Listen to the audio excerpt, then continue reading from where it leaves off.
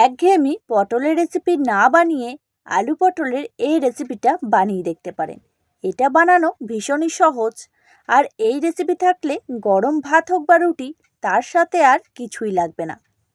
তাহলে চলুন বন্ধুরা, আজকের এই রেসিপিটাও পুরোটা দেখার অনুরোধ রইল। আলু পটলের এই রেসিপিটা তৈরি করার জন্য এখানে বেশ কিছু পটল নিয়ে নিয়েছি। এখন এই পটলগুলোকে ভালোভাবে ছাড়িয়ে নেব। আমি এখানে 300 গ্রামের মতো পটল নিয়েছি। আপনারা কিন্তু পরিমাণটা বাড়িয়ে বা কমিয়ে নিতে পারেন। পটলের খোসা ছাড়াবো না, শুধু ওপরের খোসাটাকে এইভাবে ছুরি দিয়ে একটু ছুলে নিচ্ছি। দেখুন, এইভাবে একটু ওপরের খোসাটাকে চেঁচে নিলেই কিন্তু হয়ে যাবে। এখন পটলটাকে 2 ভাগে ভাগ করে কেটে নিচ্ছি। আবারও অর্ধেকটা করে কেটে নেব। যেহেতু পটলটা অনেকটাই বড়, তাই এইভাবে 4টে ভাগে করে কেটে নিচ্ছি। আপনারা যদি ছোট দেখে পটল ব্যবহার করেন, তখন কিন্তু শুধু 2 ভাগে ভাগ করে নেবেন, তাহলেই হয়ে যাবে। আর বন্ধুরা, প্রত্যেকটা দিনের মতো আপনাদের কাছে একটাই অনুরোধ রইল, ভিডিওটা কোথাও স্কিপ করবেন না, লাইক দিয়ে পুরোটা দেখবেন। আশা করছি আজকের এই রেসিপিটাও ভীষণই ভালো লাগবে। আর যদি ভালো লাগে, বন্ধুবান্ধবদের মধ্যে একটু বেশি বেশি করে শেয়ার করে দেবেন। আবারও ওই একইভাবে খোসা একটা পটলে ছাড়িয়ে নিয়েছি। পটলটাকে 2 ভাগে করে কেটে নিচ্ছি। এই দেখুন, এইভাবে করেই সমস্ত পটলগুলোকে কেটে নেব। সমস্ত পটলগুলোকে একইভাবে কেটে নিয়েছি। এখন এটাকে সাইডে সরিয়ে রেখে দিচ্ছি। এই পটলের রেসিপিটার মধ্যে আলু দেব, তার জন্য ছোট ছোট 4টে আলুকে খোসা ছাড়িয়ে ভালো করে ধুয়ে রেখে দিয়েছিলাম। এখন আলুগুলোকে সাইজ মতো কেটে নেব। আলুগুলোও পটলের মতো ওই একইভাবে এইভাবে একটু লম্বা লম্বা করে কেটে নিচ্ছি। এতে করে খুব তাড়াতাড়ি সিদ্ধ হয়ে যাবে, আবার বেশ দেখতেও ভালো লাগবে। দেখুন, সমস্ত আলুগুলোকে একইভাবে কেটে নিয়েছি। এদিকে পটলগুলোকেও ভালোভাবে ধুয়ে নিয়েছি। কেটে রাখা আলুগুলোকেও আরেকবার ভালো করে ধুয়ে নিয়েছি। এখন চলুন রান্নাটা করে নেব। একটা মশলা তৈরি করে নেব। তার জন্য একটা মিক্সিং জারে দিয়ে দিচ্ছি বেশ কয়েক টুকরো আদা, ওরই সাথে দিয়ে দিচ্ছি একটা কাঁচা লঙ্কা আর বেশ কয়েক কোয়া রসুন। এগুলোকে জল না দিয়ে দানা দানা ভাব রেখে পেস্ট করে নেব। দেখুন, মশলাটা তৈরি হয়ে গেছে। এদিকে গ্যাস জ্বালিয়ে একটা কড়াই বসিয়ে দিয়েছি। কড়াইয়ের মধ্যে দিয়ে দিচ্ছি সর্ষের তেল। তেলটা গরম হয়ে গেলে প্রথমে কেটে ধুয়ে রাখা পটলগুলোকে দিয়ে দিচ্ছি। পটল দেওয়ার সাথে সাথে দিয়ে দিচ্ছি অল্প একটু লবণ। এখন কিন্তু হলুদ দেওয়ার প্রয়োজন নেই।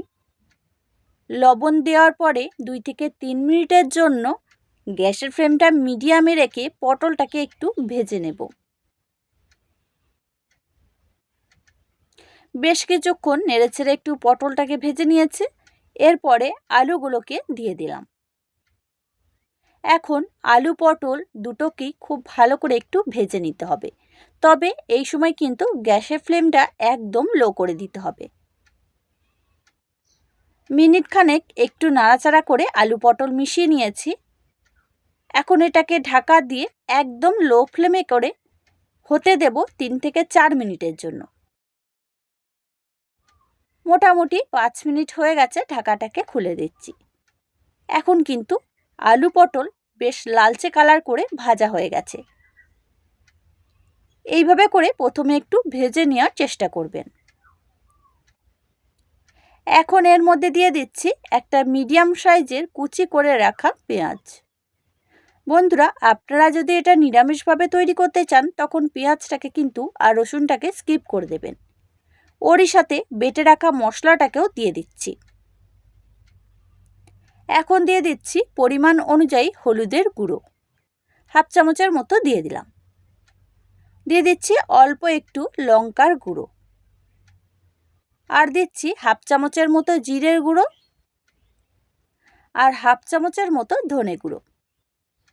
ওরই সাথে কালারের জন্য অল্প একটু কাশ্মীরি লঙ্কার গুঁড়ো দিয়ে দিলাম। এবার দিয়ে দিচ্ছি স্বাদ মতো লবণ। এবার এই সব কিছুকে খুব ভালো করে আলু পটলের সাথে একটু মিশিয়ে নেব। এখানে আপনারা চাইলে কিন্তু একটু টমেটো কুচিও ব্যবহার করতে পারেন, তবে এই রেসিপিটা আমি একদম শুকনো ধরনের তৈরি করব, তাই টমেটো দিলে কিন্তু অনেকটা গ্রেভি হয়ে যাবে, ভালো করে কিন্তু ভাজা ভাজা হবে না। খুব ভালো করে সমস্ত মশলাগুলোকে দিয়ে একটু নেড়েচেড়ে এটাকে কষিয়ে নিতে হবে। যেহেতু এই রান্নাটা একদম জলছাড়া তৈরি করব, তাই গ্যাসের ফ্লেমটা একদম লোতে রেখে ঢাকা দিয়ে এটাকে রান্না করে নিচ্ছি। মোটামুটি 6 থেকে 7 মিনিট হয়ে গেছে, ঢাকাটাকে খুলে দিচ্ছি। খুব ভালোভাবে কিন্তু মশলা কষানো হয়ে গেছে, আলু পটল ভালোভাবে সেদ্ধ হয়ে গেছে। প্রথমে একটু ভেজে নিয়েছিলাম, আর এখন দেখুন ভাপে যেটুকু রান্না করেছি তাতেই ভালোভাবে সেদ্ধ হয়ে গেছে। একদম আলু নরম হয়ে গেছে, পটলও ভালোভাবে সেদ্ধ হয়ে গেছে। আবারও একটু ভালো করে নাড়াচাড়া করে নিচ্ছি। এরপর এখানে দিয়ে দিচ্ছি অল্প সামান্য একটু চিনি, আর দিয়ে দিচ্ছি অল্প একটু আমচুর পাউডার। এতে হালকা একটু টক ঝাল মিষ্টি সব রকমের টেস্ট পাওয়া যাবে, ভালো লাগবে খেতে। এখন আমচুর পাউডার আর চিনিটাকে দিয়ে আর একটু নাড়াচাড়া করে ভাজা ভাজা করে নিতে হবে, মানে একটু শুকনো ধরনের করে নিতে হবে। 2-3 মিনিটের জন্য একটু লো টু মিডিয়াম করে এটাকে হতে দিচ্ছি। আবারও মোটামুটি 2 মিনিটের জন্য এটাকে হতে দিয়েছিলাম। এখন কিন্তু সম্পূর্ণভাবে এই আলু পটলের রেসিপিটা আমার তৈরি হয়ে গেছে। দেখুন একদম কিন্তু শুকনো ধরনের হয়ে গেছে।